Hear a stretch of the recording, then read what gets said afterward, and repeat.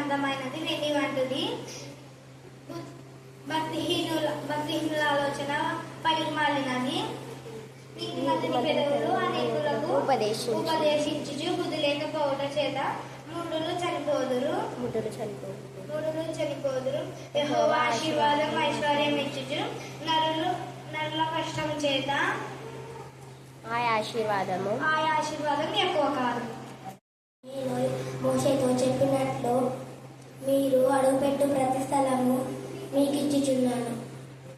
అధ్యాయం 17వ వచనము. ఉపదేశమునకు అంగీకరించి వాడు జీవ మార్గములను గద్దింపునకు లోబడని వారు త్రోవ తప్పరు. అధ్యాయము 17 నుండి 20 వరకు.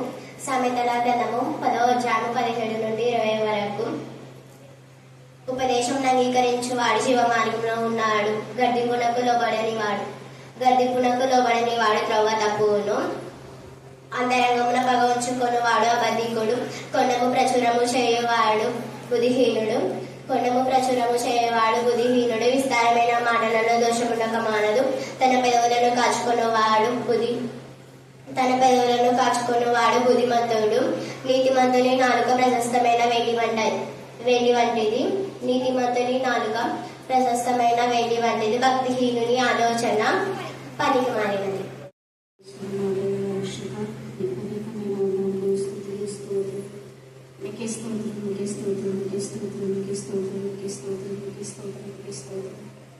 మీకే వందనాలు చెల్లించుకొచ్చున్నాను. పోయిన మంగళవారం ఇచ్చిన నేను ఎక్కడ చర్చ భద్రపరిచి విశ్వసించి విధానపరిచి నిర్మాణపరిచిన విధానం బట్టి వందనాలు స్థితికి స్తోత్రాలు చెల్లించుకొచ్చున్నాను కదా. స్త్రీలకు ఉద్యోగాలు చదువుచున్నగా రాజు స్త్రీలమైన నియమనార్థాన్ని ఎత్తబడి గుంపుగా మాకు తయారు చేసిన విధానం బట్టి వందనాలు స్థితికి స్తోత్రాలు చెల్లించుకొచ్చున్నాను కదా. నీకు అనేకమైన వందనాలు స్థితికి స్తోత్రాలు చెల్లించుకొచ్చున్నాను కదా. గొప్ప దేవుడవ రాజ్యాన్ని కంటే అసాధ్యం ఏదైనా సమస్తం సాధించి చెల్లించు వాళ్ళ ప్రభు నీకే స్తోత్రం. మన ఎన్నెలా దుర్గంధనకు మనం జ్ఞాపకం ఉంచుకోవద్దండి. గర్భఫలం ఏహో ఇచ్చేది వాస్తవం ఉన్నావు నాయన. నా తండ్రి బిడ్డకు నా తండ్రి బిడ్డ ఆయుష్కాలం పట్టుకుపోవాలని స్తోత్రాలు చెల్లించుకుంటున్నాం ప్రభు నీకే స్తోత్రం. మీకే స్తోత్రం నాయన. ఇంతవరకు నా తండ్రి పాటలతో నేను స్థుతించి నిర్వహణపరిచిన విధానం బట్టి కూడా నీకు వందనాలు స్తోత్రాలు చెల్లించుకుంటున్నాం ప్రభు. చిన్న గుడ్డలైన నాయన తండ్రి నీ యొక్క వాక్యాన్ని నేను తెలియపరిచిన విధానాన్ని బట్టి కూడా నీకు వందనాలు స్తోత్రాలు చెల్లించుకుంటున్నాం ప్రభా. నా తండ్రి ఇప్పుడు వాక్యంలో విడిచిన నాయన వాక్శక్తులు వదిలించి నీ పరిశుద్ధాత్మతో నింపి నా తండ్రి జీవం వెలిగించు మరియు ప్రార్థిస్తూ యేసు నామమున. బేత్మయ కాయందు బిక్రీని ముట్టడి వేసి పట్టణపు ప్రాకారం ఎదుట బురుజు కట్టగా యోవాబు వారందరూ ప్రాకారంలో పడవేయుటకు దానిని కొట్టిరు. అప్పుడు యుక్తిగల యొక్క స్త్రీ ప్రాకారం ఎక్కి, ఓహో ఆలకించుడి, నేను అతనితో మాట్లాడినట్లు యోవాబుని ఇక్కడికి రమ్మని చెప్పుడని కేక వేయగా యోవాబు ఆమె దగ్గరకు వచ్చాను. అంతటా ఆమె, యోవాబు నీవేనా అని అతన్ని అడగగా అతడు నేనే అని. అందుకు ఆమె, నీ దాసురాలను నేను నీతో మాట్లాడుతున్నా అని అడగగా అతడు మాట్లాడవచ్చునని. అంతటా ఆమె, పూర్వకాలంలో జనులు ఆ వేలునందు సంగతి విచారింపవలనని చెప్పుట కద్దు, అలాగున చేసి కార్యములు ముగించుచూ వచ్చింది. నేను ఇశ్రాయేలునందు నిమ్మలస్తులలోను యథార్థవంతులలోను చేరికైన దానను ఇశ్రాయేలీల పట్టణములలో ప్రధానముకు ఒక పట్టణంను లయం చేయవలెనని నీవు ఉద్దేశించుచున్నావు. యెహోవా స్వాస్థ్యమును నీవెందుకు నిర్మూలం చేయదు అని చెప్పగా యోవాబు నిర్మూలం చేయను, లయపరచను, అలాగున చేయను. సంగతి అది కానే కాదు. దేవుని లేఖన భాగమును దీవించి ఆశీర్వదించును గాక. ఆమేన్. కూడా చెప్పే ప్రత్యేక రీతిలో దేవ సంఘంలో, సమాజంలో, ఇళ్లలో డిగ్రీ లాంటి నీచులు అనేక మంది ఉన్నారు కదా. చేసిన మేలును మర్చిపోయి విశ్వాసఘాతకులై దేవ నా ప్రభా మందిరాలను చెడగొట్టే గుంట నక్కలను దేవ పట్టుకుని అని మీరు సెలవిచ్చారు. దేవ దేశంలో దేవ నా తల్లి అలాగనే నా తల్లి యెరూషలేములో కూడా ఉన్న గుంత నక్కలన్నీ కూడా మీరు లయపరచమని ప్రార్థిస్తున్నాం. దేవా, ఈ గ్రామంలో ఉన్నటువంటి బిక్రీ లాంటి వాళ్ళను మీరే మొత్తుతాం. దేవా, మీకే స్తోత్రం, మీకే స్తోత్రం, మీకే స్తోత్రం, మీకే స్తోత్రం, మీకే స్తోత్రం. దేవా నా తండ్రి, ఎవరు మాత్రమే దేవా నా ప్రభావం ఈ కార్యం చేయకపోయినా మీరు బలహీనులు అనుకునే స్త్రీల ద్వారా మీరు కార్యం జరిగించిన ప్రభా స్త్రీని ఆశీర్వదించేందుకు మేము స్తుతిస్తున్నాం. దేవా మీకే స్తోత్రం. యుక్తిగల స్త్రీలు అనేక మంది పిలవనప్పుడని మీరు సెలవిచ్చారు. వారు మా కోసం రోదన చేయాలని మీరు సెలవిచ్చారు. ఇక్కడ స్త్రీలంతా నా ప్రభా యుక్తిగల స్త్రీగా మారుతుగా ఒక ప్రభా ఇక్కడ ప్రతి స్త్రీ జ్ఞానం కలిగి నోరు తెరవడానికి, కృపగల ఉపదేశం చేయడానికి మీ జ్ఞానాత్మత నింపమని ప్రార్థిస్తున్నాం. దేవ ఇక్కడ స్త్రీలంతా కూడా నా ప్రభా కన్నీరు కాల్చి పిలువగా నా తల్లి ఆత్మల భారం కలిగి ఆత్మలను వెంటాడడానికి నా తల్లి ఆత్మ నడిపింపు దాయించమని ప్రార్థిస్తున్నాం. స్తోత్రం. దేవ ఒక సైన్యాధిపతితో రాజుతో ధైర్యంగా అనేక మంది స్త్రీలు మాట్లాడగలుగుతున్నారు. అందుకు మేము స్తుతిస్తున్నాం. ఎస్తేరికి ఇచ్చిన ధైర్యాన్ని, దేవుడికి ఇచ్చిన ధైర్యాన్ని నా ప్రభా ఇక్కడ నా ప్రభా నా తల్లి యుక్తిగా ఈ స్త్రీకి ఇచ్చిన ధైర్యంలో ప్రతి బిడ్డకు మీరు దయచేసి సమస్యలన్నీ కూడా మీరు సాల్వ్ చేయమని ప్రార్థిస్తున్నాం. దుష్ట శత్రువు దురాత్మల సమూహం మీద నయపరచమని ప్రార్థిస్తున్నాం. ఒక్క నీచం కోసం అతని దేశంలో పాడు చేయడం కాదు ఏసయ్యా. దేవా నీకే స్తోత్రం. నీతి మంత్రులు నా ప్రభా నా తల్లి ఒక్కడైనను నశించకూడదని మీరు సెలవిచ్చారు. ఆ ప్రాంతంలో నీతిమంతులు మీరే రక్షించమని, కాపాడమని, అతను ఎందుకు భయభక్తి గల బిడ్డలు మీరే సేవ్ చేస్తున్నందుకు మేము స్తుతిస్తూ మమ్మను మా ఆత్మను మీ చుట్టూగా సమర్పిస్తూ ప్రత్యేకంగా చిన్నపిల్లలు చెప్పిన లేఖన భావాలను ఆశీర్వదించి బలపరిచి ధైర్యపరిచి ఈ స్త్రీలాగా వారికి ధైర్యం దయచేయమని ఇప్పుడు వాక్యం చెప్పాను. అతని దేవా నీ బిడ్డను కూడా మీ జ్ఞానాత్మక ధైర్యంతో మరి నింపమని ఏ స్నామం ప్రార్థిస్తున్నాం తండ్రి. ఆమేన్, ఆమేన్. గారు కూడా నా హృదయపూర్వక వందనాలు. కూడి వచ్చినటువంటి కర్ణాపీఠ మినిస్ట్రీస్ సభ్యులందరికీ కూడా నా హృదయపూర్వక వందనాలు తెలియజేసుకుంటున్నాను. చదవబడిన లేఖన భాగము 2వ సమూయేలు గ్రంథము 20వ అధ్యాయము 15 నుంచి కొన్ని వచనాలు మనం చదువుకున్నాం.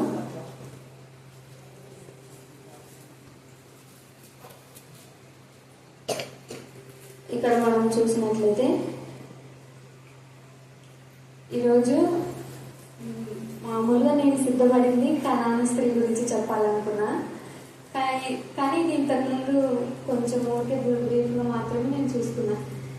ఇప్పుడు వచ్చే వరకు కూడా నేను కనాను స్త్రీ గురించే ఆలోచించుకుంటున్నా. అదే ఫిక్స్ అయిపోయినా. కానీ దేవుని ప్రేరేపణను బట్టి ఈ రెఫరెన్స్ ఇది నేను ఇంతకుముందే సిద్ధపడినా, దాన్ని బట్టి నేను ముందుకు వెళ్తున్నా. దేవుడు మనకు సాయం చేయగాక. అయితే చదవబడిన లేఖన భాగము 2వ సమూయేలు గ్రంథము 20వ అధ్యాయము 15 నుంచి 20 వచనాలు చదువుకున్నాం. కానీ ఈ అధ్యాయం మొత్తము 22 వరకు చదివితే ఈ సందర్భము నీటిగా అర్థమవుతుంది. అయితే ఇక్కడ ఎవరి గురించి రాయబడింది అనంటే ఒక యుక్తి గల స్త్రీ గురించి రాయబడింది. అయితే ఈ ఇది మీకు కొంచెం ఊరికే చెప్తాను. ఇక్కడ చదువుకోవడానికి మనము చదువుకుంటూ వస్తే టైం పడుతుంది. ఈ యుక్తి గల స్త్రీ ఎందుకు ఆ పట్టణం పైకి వెళ్ళి ఈ యోవాబుతో మాట్లాడి ఆ యొక్క సందర్భం ఇక్కడ మనం చదువుకునేది ఏది జరిగింది అనంటే, ఇక్కడ మొదటి వచనంలోనే ఏమని రాయబడింది అంటే, బెన్యామినీయుడగు బిక్రీ కుమారుడైన షెబయా అను పనికి మాలిన వాడొకడు అచట నుండెను. ఇక్కడ పనికి మాలిన వాడని ఎవరి గురించి రాయబడింది? షెబయా అనే వ్యక్తి గురించి రాయబడింది. ఆయన తండ్రి ఎవరు? బిక్రీ. అంటే ఈ తండ్రి కూడా దేవునికి విరోధమైన వ్యక్తే. ఆయన కుమారుడైన షెబయా కూడా దేవునికి విరోధమైన వ్యక్తి. అందుకే ఇక్కడ పనికి మాలిన వాడు అని ఉంది. ఎక్కడ ఉన్నారు వీళ్ళంటే, ఈ యొక్క దావీదు పరిపాలన చేస్తున్నటువంటి వారి యొక్క సమూహంలో వీళ్ళు ఉన్నారు. అయితే దావీదుకు వీళ్ళంతా అగెనిస్ట్ అన్నమాట. ఆయన రాజ్యం నుంచి సపరేట్ అయిపోయి వాళ్ళొక యూనిటీగా ఉండి వాళ్ళు రాజ్యం స్థాపించాలన్నట్టు. అంటే ఇక్కడ మొత్తానికి వాళ్ళు వ్యతిరేకంగా ఎవరుకున్నారు? దావీదుకి వ్యతిరేకంగా ఉన్నారనమాట. వీణ ఏం చేస్తాడు అనంటే, కింది వచనాల్లో రాయబడింది, వాడు దావీదు నందు మనకు భాగము లేదు, యెషయా కుమారుని యందు మనకు స్వాస్థ్యము ఎంత మాత్రమును లేదు. ఇశ్రాయేలు వాళ్ళరా, మీరందరూ మీ గుడారంలోకి పొండని బాకా ఊది ప్రకటన చేయగా. ఇప్పుడు ఏం చేస్తాడంటే, ఈ షెబయా అనే వ్యక్తి ఆ ఇశ్రాయేలు ప్రజలందరికీ ఏమని చెప్తాడు? మీరందరూ దావీదుని వెంబడించుకొని దావీదుని అంటు పెట్టుకొని ఉన్నారు. మీకు దావీదు ఏమి పాలివ్వడు, మీకు ఏమి స్వాస్థ్యం ఇయ్యడు, మిమ్మల్ని ఏమి మంచిగా పరిపాలన చేయడు. మీకు ఇప్పుడు మనము ప్రభుత్వంలో ఉన్నామనుకో, ప్రభుత్వం పథకాలు లబ్ధులు అన్ని మనకి వస్తాయి కదా. అట్లా ఈ రాజు దగ్గర ఉన్నటువంటి రాజు యొక్క సముఖం నుంచి వచ్చేటువంటి అన్ని కూడా మీకు రావు, ఆయన మనకేమి పంచడు అని ఎవరు ఇక్కడ చెప్తున్నారు ప్రజలకి అంటే ఈ షెబయా అనే వ్యక్తి చెప్తున్నారు. చెప్పి ఆ ప్రజలందరినీ సపరేట్ గా చేస్తారనమాట. వాళ్ళు కూడా ఎలా తయారయ్యారంటే అక్కడ వాళ్ళు కూడా ఆయన మాటలు వినేసి ఇక్కడ షెబయా అనే వ్యక్తి మాటలు వినేసి దావీదుకి దూరంగా వెళ్ళిపోతారు. వాళ్ళు వెళ్ళిపోయిన తర్వాత ఈయన ఏం చేస్తాడంటే ఈ షెబయా అనే వ్యక్తి ఈ విషయం దావీదుకు తెలుస్తుంది, ఇలా ఒక అగనిస్ట్గా వీళ్ళు కుట్ర చేస్తున్నారు అని దావీదుకి తెలిసినప్పుడు దావీదు ఏం చేస్తాడంటే దావీదుకి ఎప్పుడు సెక్యూరిటీ లాగా ఎప్పుడు షెరూయా కుమారులు ఎవరుంటారు, యోవాబు, అభిషేక్, ఇంకొక కుమారుడు కూడా ఉన్నాడు. అయితే ఆషాయేలు ఆయన చాలా వేగంగా పరిగెత్తగల వ్యక్తి. అయితే ఇక్కడ అభిషేక్, యోవాబు ఈ ఇద్దరు గురించి రాయబడింది. వీళ్ళిద్దరు ఎవరంటే దావీదు యొక్క అక్క కొడుకులు. అంటే దావీదు ఏమవుతారు ఇక్కడ యోవాబుకు అభిషేక్కి మేనమామవుతారు. అయితే వీళ్ళు ఎప్పుడు కూడా ఒక వీరి కింద కొంత సైన్యం ఉంటది. ఎప్పుడు కూడా వీళ్ళు దావీదుని ప్రొటెక్ట్ చేస్తూ దావీదు యుద్ధంలోనికి వెళ్లకుండా వీళ్ళు ముందుండి సైన్యాన్ని నడిపిస్తూ యుద్ధంలో చేస్తూ ఉంటారు. అయితే దావీదు అభిషేక్ అనేటువంటి ఆయన వ్యక్తిని పిలిచి ఈ యొక్క షెబయా అనే వ్యక్తి ఇలాగా ద్రోహం చేస్తున్నాడు, అబుషాలోము కంటే ఎక్కువ ద్రోహము మనకి చేయడానికి సిద్ధపడుతున్నాడు అని కింది వచనాల్లో ఉంది. ఆయన అందుకోసము నువ్వేం చేస్తావు అభిషేక్ అంటే మీరు ముందుగా వెళ్ళిపోయి ఒకవేళ వాడు ప్రాకారం కలిగిన పట్టణంలోనికి వెళ్ళి దాక్కుంటాడేమో మీరు తొందరగా వెళ్ళి వాడిని పట్టుకొని తీసుకురండి అని చెప్తాడు. అంటే అభిషేక్ చెప్తాడు. అయితే అభిషేక్ చెప్పిన తర్వాత మరలా అభిషేక్ తో పాటు ఇంకా ఎవరు వెళ్తారంటే యోవాబు సైన్యము, అక్కడ ఉన్నటువంటి కొంతమంది సైన్యము కూడా అక్కడ ఎవరిని వెంబడిస్తూ వెళ్తారు, ఈ యొక్క షెబయా అనే వ్యక్తిని వెంబడిస్తూ వెళ్తాడు. అయితే వీళ్ళు వెంబడించే సమయానికంతా ఈ వ్యక్తి ఆ యొక్క ప్రాకారం కలిగినటువంటి అక్కడ పట్టణం రాయబడింది ఆబేల్ బేత్మయాక, ఆ పట్టణంలోకి జ్వరపడతాడు. ఈ జ్వరపడి ఆయన దాక్కుంటాడు. అయితే ఆ యొక్క షెబయా అనే దుష్టుడు ఆ వ్యక్తి ఆ పట్టణంలో దాక్కున్నాడని ఆ పట్టణస్తులకి తెలియదు. అయితే వీళ్ళు ఏం చేస్తారు, యోవాబు, అభిషేక్ సైన్యం అంతా ఆ ఆబేల్ బేత్మయాక అనే పట్టణంకి చుట్టూ ప్రాకారం అంటే చుట్టూ గోడ, రక్షణ గోడలు కడతారు కదా, యుద్ధాలు గాని శత్రువులు గాని జ్వరపడకుండా అలా పెద్దగా చుట్టూ ప్రాకారం వాళ్ళు కట్టుకున్నారు వారి పట్టణానికి. ఆ ప్రాకారాన్ని వీళ్ళు పడగొడుతున్నారు. ఎవరు, యోవాబు, అభిషేక్ వారి సైన్యము. పడగొడుతున్నప్పుడు సౌండ్ వస్తుంది కదా కొడతా ఉన్నప్పుడు, ఆ కొట్టే సౌండ్ విని అయితే ఆ ప్రాంతంలో అనేక మంది పురుషులు ఉన్నారు, అనేక మంది ఉన్నారు, యవనులు ఉన్నారు. ప్రాంతం ఒక రాజ్యము, ఒక పట్టణం అంటే ఒక్క స్త్రీలే ఉంటారు కదా, కానీ అందరు ఉంటారు. ఇప్పుడున్న స్థితిలో అయితే, ఇప్పుడున్న మన సమాజంలో అయితే స్త్రీలు లేని కంట్రీ ఉంది.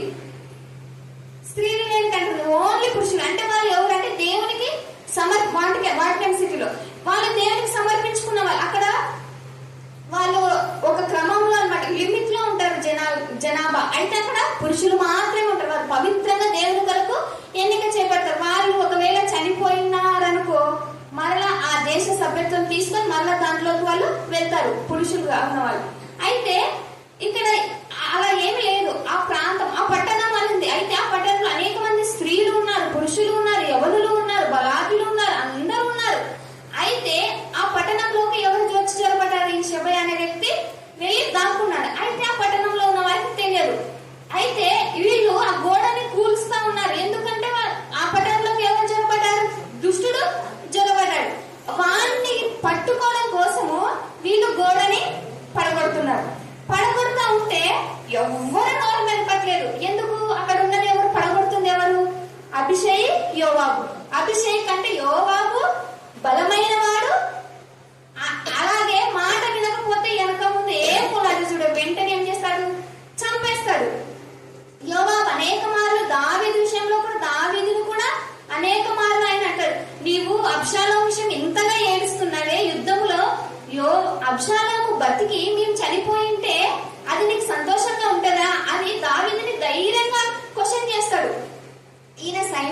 అయినా కూడా తప్పు ఉంది అంటే ఏం మాట్లాడనట్టుగా చంపడానికి సిద్ధం. అంటే అంత ధైర్యం, అంత కోపము, మాట వినలేదంటే వెంటనే అన్నమాట సర్దుకుపోవడం కానీ అట్లా లేదు. అటువంటి వ్యక్తికి ఎవరు మాట్లాడడానికి సిద్ధపడుతున్నారు ఇక్కడ? యుక్తి గల స్త్రీ. ఆమె పేరు ఇక్కడ రాయబడలేదు. ఆమె ఏం చేసింది?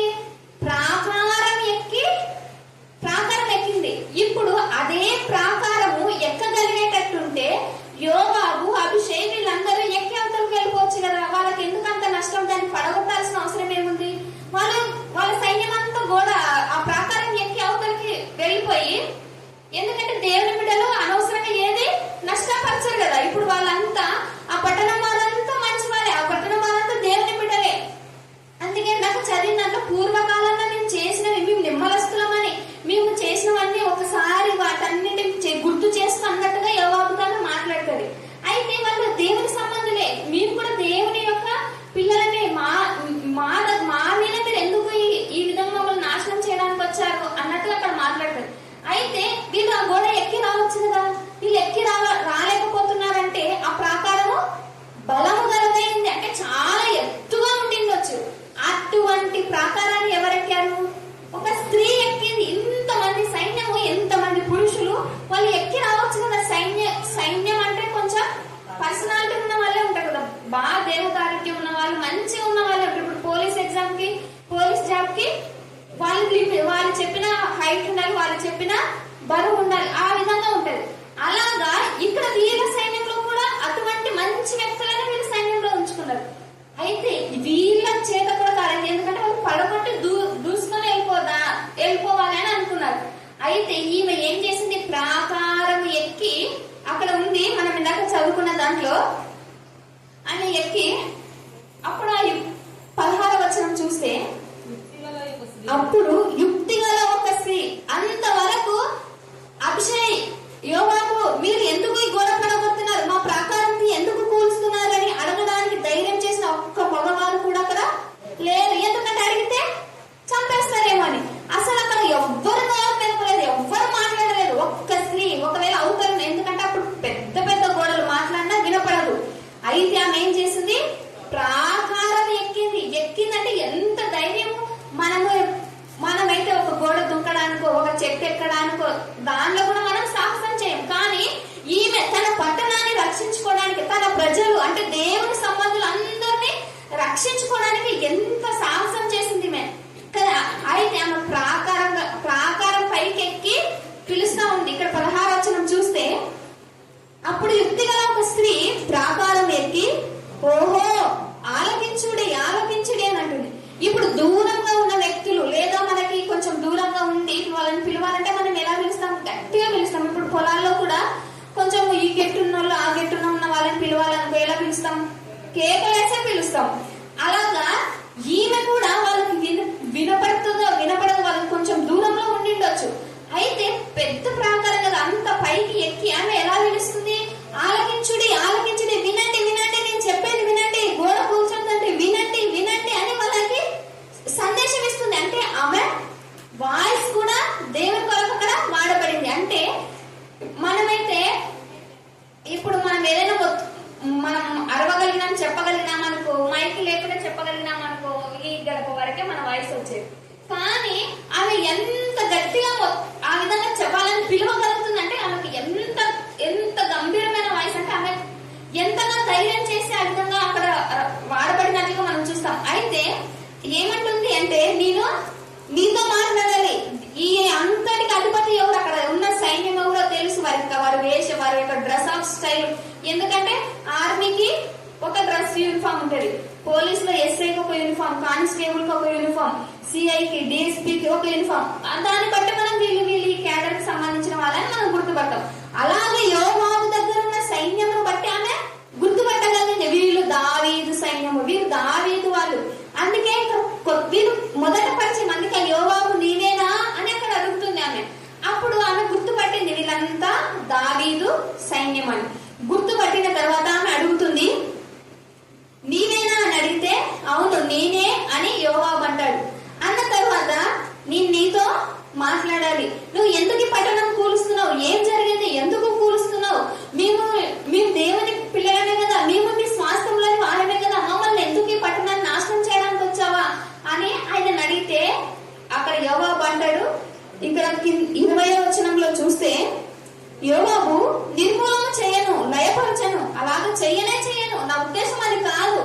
ఇక్కడ మీ ప్రాంతంలో ఒక దుష్టుడు జొరబడి ఉన్నాడు, వాని కోసమే దీన్ని నేను కూలుస్తున్నాను అన్నట్లు ఇక్కడ చెప్తున్నాడు. ఎవరు?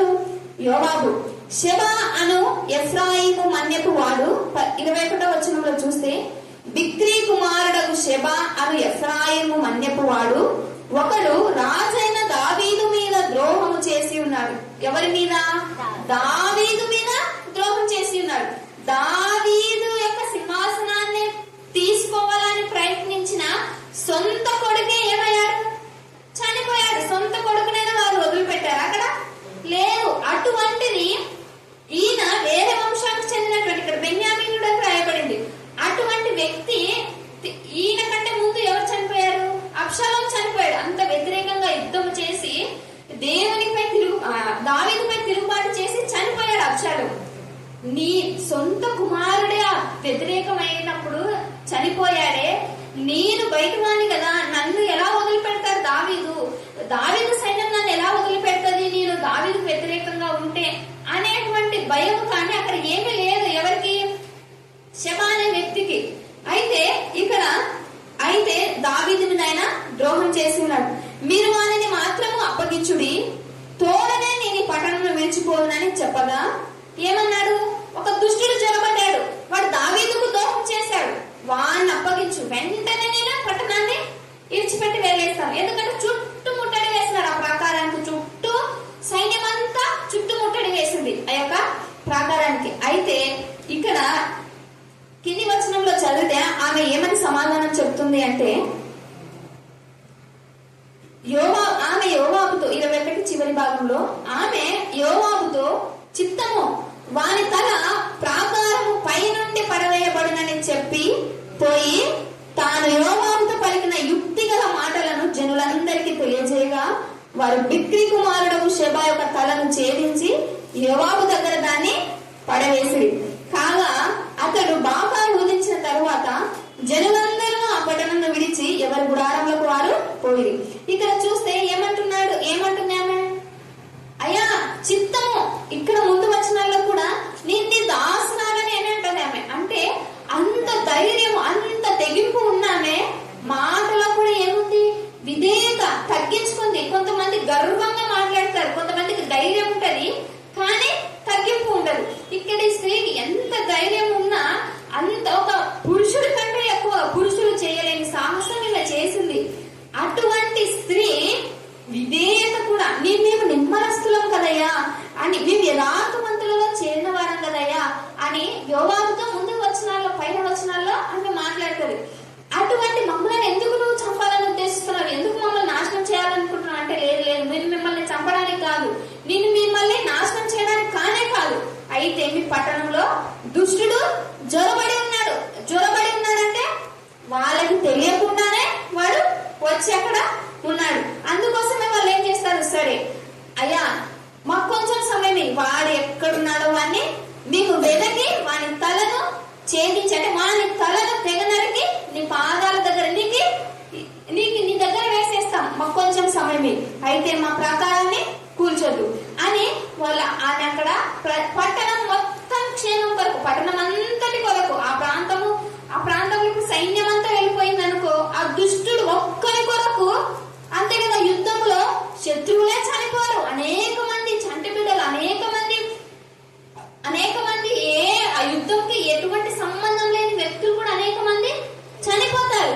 ఇప్పుడు ఇస్రాయేల్ కి, అమెరికాకి, ఇరాన్ కి యుద్ధం జరుగుతుంది అంటే అందులో ఓన్లీ సైనికులే చనిపోతున్నారా? లేదు. అనేక ప్రాంతాల్లో ఏమి తెలియని చిన్నపిల్లలు, పసివాళ్ళు, వృద్ధులైన వారు అందరు కూడా చనిపోతున్నారు. ఇప్పుడు ఈ సైన్యం కూడా ఆ ప్రాకారం కలిగిన ఆ పట్టణంలోకి చొరబడి వెళ్ళారనుకో, ఎంత ప్రాణ నష్టం కదా.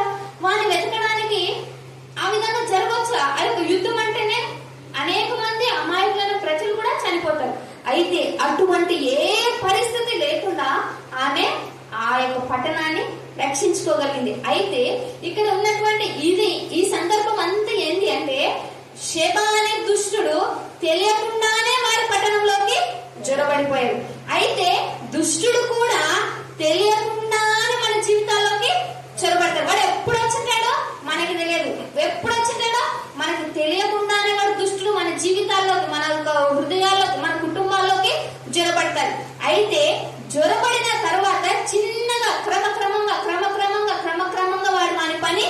మొదలు పెడతాడు. అయితే యోబాబు లాంటి సైన్యంగా మనం ఉండాలి. వెంటనే అక్కడ వాడు పని చేయడానికి అవకాశం ఇవ్వలేదు. ఆ దుష్టుడు ఏ విధమైనటువంటి వ్యూహాలు రచించుకోవడానికి కానీ తను అక్కడ ఏదైనా కొంతమంది బలాన్ని ఏర్పాటు చేయడానికైనా దేనికి వానికి అవకాశం అక్కడ ఇవ్వలేదు. వాళ్ళు వెంటనే వెంబడించుకొని వెళ్ళారు. దావీదు ఆజ్ఞ ప్రకారం వెంటనే వెంబడించుకొని వెళ్ళిపోయారు. వెంటనే వెళ్ళారు కాబట్టి వారి యొక్క తలను ఛేదించుకొని వాళ్ళు తిరిగి రాగలరు. అంటే ఇప్పుడు మనకు శత్రువు ఎవరు? సైతాను, అపవాది. ఇప్పుడు మనం తరమవలసింది ఎవరిని?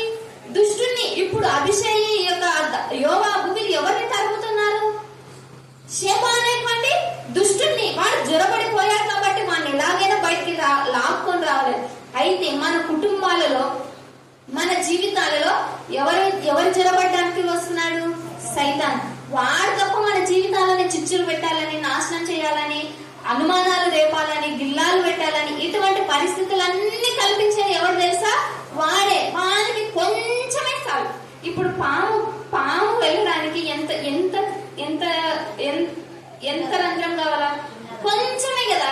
అది కొంచెం దూరి వెళ్ళిపోగలిగినట్టు దాంట్లో తిష్ట వేసుకోగలదు. అంటే దానికి కొంచెమే చాలు. అంటే మనము ప్రార్థనలో కొంచెమే తగ్గిపోవడం చాలు. ప్రార్థనలో వాక్యంలో కొంచెమే తగ్గిపోవడం చాలు. అయ్యో ప్రతిరోజు వెళ్తున్నా కదా దేవా, ఇది ఒక్కరోజు ఎందుకు, ఇది ఒక్కరోజు ఏమైతుంది లేదు. అయ్యో ప్రతిరోజు 2 పూటలు వెళ్తున్నా కదా, ఇది ఒక పూట పోకపోతే ఆ ఒక్క పూటనే వాడు ఏం చేసుకుంటాడు? వాడు రంధ్రం చేసుకుంటాడు. వాడు జ్వరపడడానికి ప్రయత్నం చేస్తాడు. అయితే ఆ విధంగా జ్వరపడడానికి మనం వానికి అవకాశం ఇవ్వకూడదు. మనం వెళ్ళలేకపోయామనుకో అప్పుడు మన హృదయంలో ఏముండదు? ఆ రోజు వినాల్సిన వాక్యము నింపబడదు. ఆ రోజు వినాల్సిన వాక్యం మన హృదయాల్లో ఉండదు. అప్పుడు ఏం చేస్తాడు? వాడు జ్వరపడతాడు. చిన్నగా వాడు జ్వరపడి మన యొక్క కుటుంబం మొత్తం పైన ఆధిపత్యం చెలాయించాలని చూస్తాడు. మనకు అంత బాగుందిలే, ఒక్కటే కదా, ఒక రోజే కదా, 2 రోజులే కదా, 3 రోజులే కదా, ప్రతి నెల పోతుంది, సంవత్సరం అంతా పోయినా ఇప్పుడేం అక్కడ ఒకటి ఇక్కడ ఒకటి ఏమి అంతగా అనిపించదు, ఏం కాదు అని అనుకుంటా. కానీ వాడు లోపల పని మొదలు పెడతా ఉంటాడు. అయితే మనము వాడిని తలను ఛేదించుకొని, అంటే ఆయన కలువరి సిలువలో ఏం చేశాడు? దాని తలని చిన్నగొట్టాడు. మన పని ఏమి? తోక తీసుకొని విసిరి పాడేయడమే. కానీ మనం ఏం చేస్తాం? ఆ తోక పట్టుకోవడానికే భయపడుతున్నాం. అంటే ఇక్కడ ఈమె ఏం చేస్తుంది? నువ్వు మొండె ఉన్నాయంత లేకున్నాయంత, దావీదు కావాల్సింది నీ తల.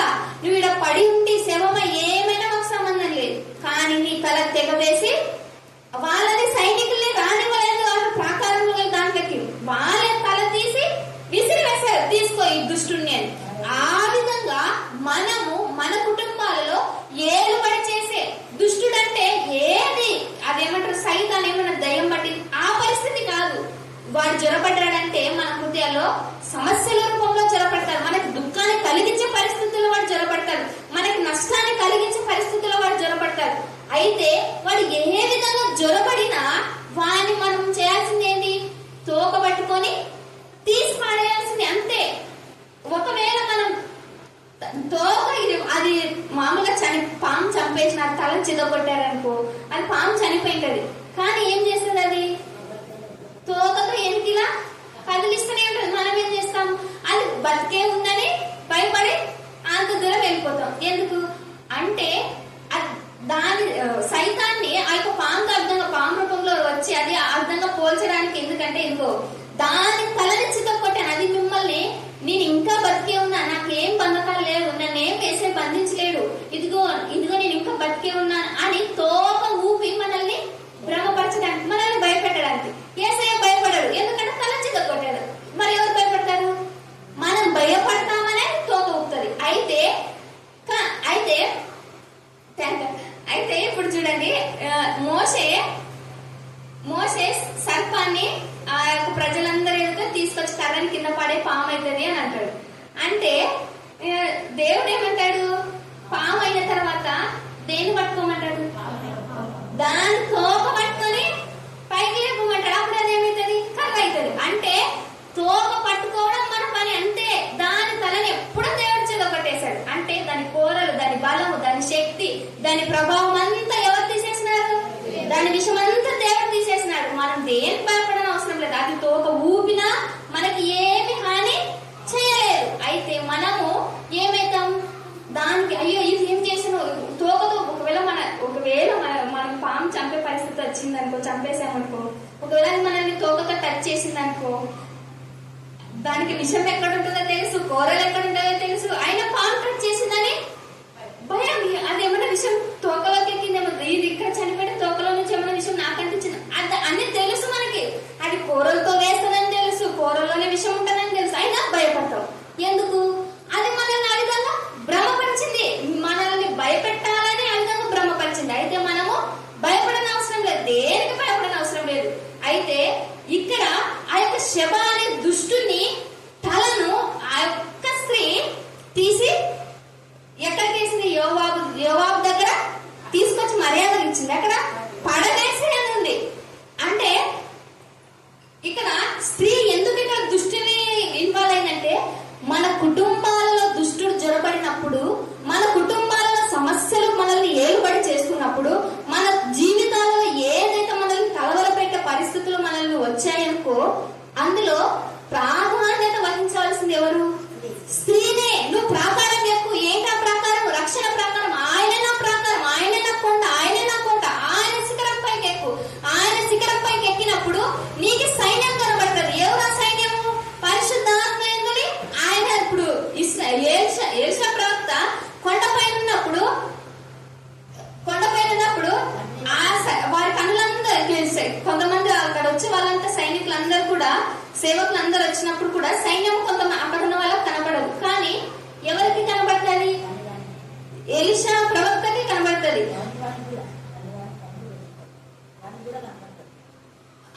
అంటే మళ్ళీ తర్వాత ఎలీషా ప్రార్థన చేసినప్పుడు వారి కన్నులు కూడా తెరవబడి అక్కడ వాళ్ళు సైన్యాన్ని చూస్తారు. అంటే అంత సైన్యం ఎప్పుడు ఉందని ఎవరికి తెలుసు?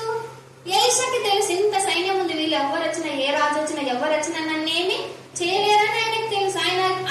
ఆయన కన్నులతో అక్కడ సైన్యం చూస్తున్నాడు. అంటే అగ్ని రథాలు చూస్తున్నాడు ఆయన. అంటే మనకి సైన్యం ఎవరు? దేవదూతలు. పరిశుద్ధాత్మ దేవుడు మనకి సైన్యాన్ని తయారు చేశారు. అందుకే మనల్ని ఒంటరిగా వదిలిపెట్టకూడదని, వాడు తోకతో మనల్ని భ్రమపరుస్తాడనే మనల్ని ఆదరించడానికి ఆదరణకర్తనైనా పంపాడు. ఆదరణకర్తని పంపాడు కాబట్టి మనం దేనికి భయపడని అవసరం లేదు. సైన్యాన్ని సమకూరుస్తుంది, మనల్ని ఒక వధువుగా సిద్ధపరుస్తుంది. మనం వధువుగా సిద్ధపడ్డామంటే మనమంతా సంఘం అంతా ఒక సైన్యము, విశ్వాసులంతా ఒక సైన్యము, ప్రార్థన సహవాసం అంతా ఒక సైన్యము.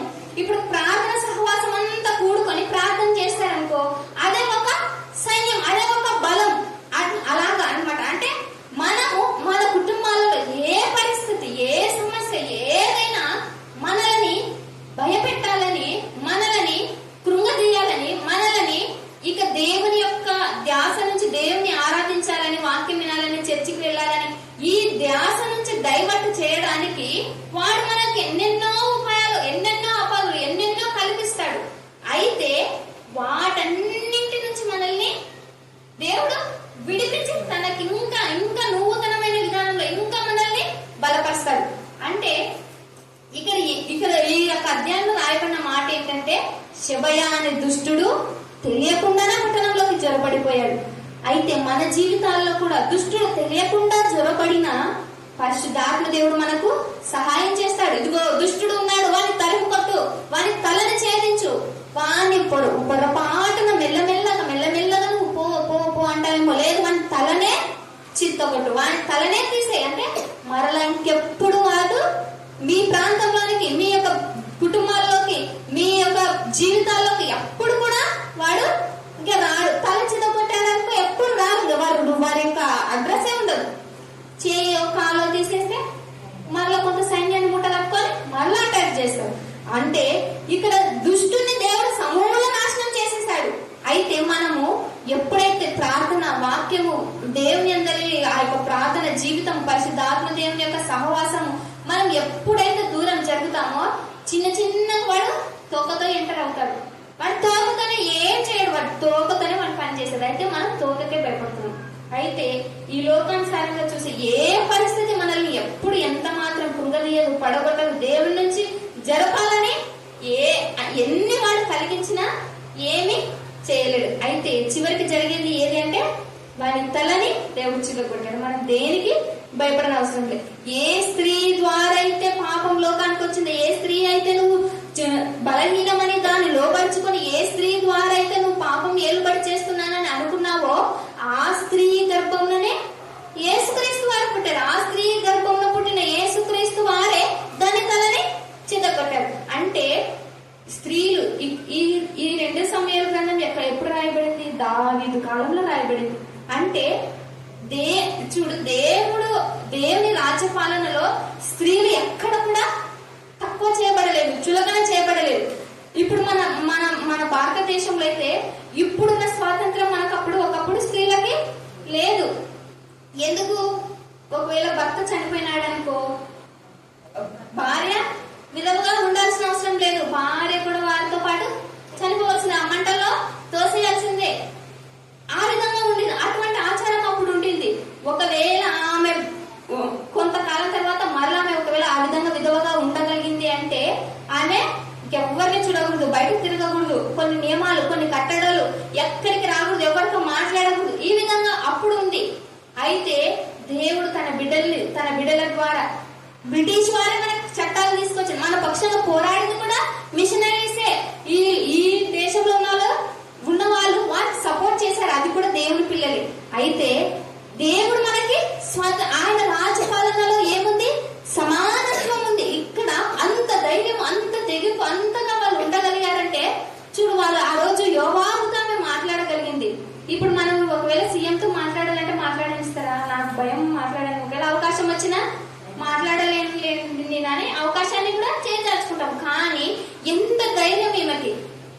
అయితే ఇక్కడ ఈ సందర్భం అంతా ఏంటంటే, షెబయా అనే దుష్టుడు చొరబడడానికి వాడు వెళ్ళిపోయాడు. కానీ వాడి వెంటనే ఎవరు తరుగుతున్నాడు? సైన్యం తరుగుతుంది. మన జీవితాల్లో మనం ప్రార్థనలో ఉన్నామనుకో, మనం వాక్యంలో ఉన్నామనుకో, మనం దేవుల్లో ఉన్నామనుకో, దుష్టుడు జరబడడానికి ఒకవేళ కొంచెం రంగం చేసుకొని వచ్చినా వెంటనే పరిశుద్ధాత్మ సైన్యం మనకి సహాయం చేస్తుంది. వాని తలను మొత్తము బయటికి తీసివేయడానికి, అంటే వాని తల మొత్తం తుత్తునీలుగా చేయడానికి, అంటే మన సమస్యలన్నీ నలగొట్టడానికి, మన యొక్క ఏ పరిస్థితులు అయితే మనల్ని కృంగతీస్తున్నాయి, ఏ పరిస్థితులు అయితే మనల్ని బెంబేలెత్తేలా చేస్తున్నాయి, ఏవైతే ఉన్నాయో వాటన్నిటిని దేవుడు సమూలంగా తీసివేయడానికి ఈ యొక్క వాక్య పదం ద్వారా మనం తెలియపరచగలుగుతాం. ఇంకా అనేక మంది స్త్రీలు వారి యొక్క దేవుడు వారి యొక్క జీవితాలను దేవుడు అనేక పర్యాయాలు వాడుకున్నాడు. అయితే ఈ స్త్రీ ద్వారా మనం ధైర్యం కలిగి ఉండాలని ఈ యొక్క చిన్ని లేఖన భాగం ద్వారా మనం నేర్చుకుంటున్నాం. దేవుడు తన పరిశుద్ధ వాక్యం దీవించి ఆశీర్వదించినాక ఆమేన్ ఆమేన్ కాదు. తర్వాత ఇక్కడ ప్రాకారం అని చెప్పింది కదా, ఆమె ఎక్కడానికి కారణం ఏంటంటే ప్రాకారము అవతల ఏముండవు, ప్రాకారం లోపల మెట్లుంటాయి. అవి పురుషులు మాత్రమే ఎక్కగలరు, స్త్రీలు కూడా ఎక్కుతారు. కానీ చాలా కష్టం అది. ఒక్క స్టెప్ కింద పడినారంటే చచ్చిపోతారు. అంత ధైర్యం లోపల ఉంటే మెట్లు అంటే ఇక్కడ రాళ్ళు పెట్టించారు చూడు మీరు కొన్ని ఇళ్ళకి, ఇక్కడ ఇళ్ళ అర్థమైందా? అవి మామూలుగా మనకి వీడియోస్లో కూడా ప్రాకారం చెప్పినా అట్లా. మెట్లు అంటే మరి ఇట్లా పట్టుకునే మెట్లు కాదు, ఊరికే రాళ్ళు కొన్ని పెద్ద ఉంటాయి, జాగ్రత్తగా ఎక్కాలి. ప్రాకారము ప్రాకుతూ ఎక్కాలి. ఇక్కడ వీళ్ళు పడగొట్టడానికి ప్రాకుతూ ఎక్కి పడగొట్టడానికి స్టార్ట్ చేసిన వెంటనే ఈమె ఈ పని చేసింది. మనం కూడా అంతే. అపవాది క్రియలు ఎప్పుడైతే స్టార్ట్ అవుతారో వెంటనే గద్దించే వాళ్ళగా ఉండాలి. మూల అర్థం అంతా ఒకటే. మనం ఎన్నిసార్లు మన యొక్క వీధులలో దేవుడికి విరోధంగా జరుగుతుందా నోరు మూసుకుని ఉంటారు. మరి ఎంతమంది స్త్రీలు ఉన్నారు ఇక్కడ? ఒక తప్పు జరుగుతుందంటే వెంటనే తప్పులు ఏం చేయాలి? మళ్ళీ చెప్పాలా? మరి మీరు ఎంతమంది స్త్రీలు గద్దిస్తున్నారో నాకు తెలియదు. నేనైతే వెంటనే గద్దిస్తా. ఎందుకు? పరిశుద్ధాత్మ ఉండేవాడు. ఈమె పరిశుద్ధాత్మ శక్తితో ఉంది కాబట్టి నిర్మలమైన విధానంలో ఉంది. యథార్థవంతులు లోకానికి విరోధైన వాళ్ళు దేవునికి నమ్మకంగా ఉంటారు. కాబట్టి ఆ స్త్రీలాగా మనం కూడా ఉండే మన వీధులు బాగుపడతాయి, కుటుంబాలు బాగుపడతాయి, దేశం బాగుపడతాయి. ఆమె పట్టణం అంతా కాపాడుకుంది ఆ ఒక్క స్త్రీ ద్వారా పట్టణంకు క్షేమం కలిగింది. మరి నిన్ను బట్టి నీ కుటుంబానికి క్షేమం ఉందా, లేకపోతే నీ కుటుంబానికి నష్టం వస్తుందా? మీరే ఆత్మపరిశీలన చేసుకోవాలా. దేవుడు అప్పుడే దీవించుగాక. ఆమె